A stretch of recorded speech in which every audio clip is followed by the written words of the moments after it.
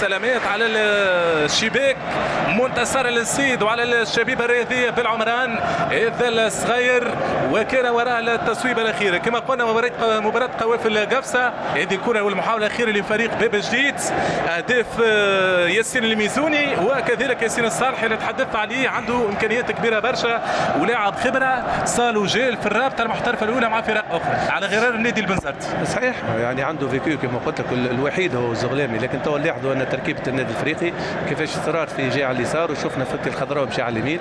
قلت لك الحاجه في النادي الافريقي انه قاعد يغير، الادفرسير قاعد يتبدل كل مره، وشفنا فكر على اليمين على اليسار، شفنا اون بلانك، شفنا يدو يعني يعمل لي زابيل في الظهر، شفنا ديتير، شفنا لي بالارتي قاعد نجح فيهم النادي الافريقي. الحقيقه هو يعني هو متمسك بزمام يعني المباراه لحد الان. فما فكر شفنا حتى احمد خليل كسنتينيل شفناه يعني مشي حتى لقدام، يعني يحب هو اللي سنتر. الحقيقه فما كابيتال كونفيونس كبير من بعد هدفين لصفر.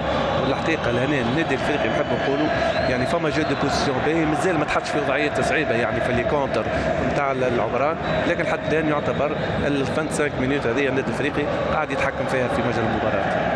قاعدين نشاهدوا في لعب النادي الافريقي احمد خليل ملقى على ارضيه الميدان ويقوم سلامات. كان في الحوار الاخير مع لاعب الشبيبه الرياضيه بالعمران في الكره الاخيره، كان التوغل على مستوى الجولة اليمنى، وهذه جماهير النادي الافريقي بعدد محترم حاضره تساند في اول مباراه يستقبل فيها النادي الافريقي شبيبه العمران في رادس.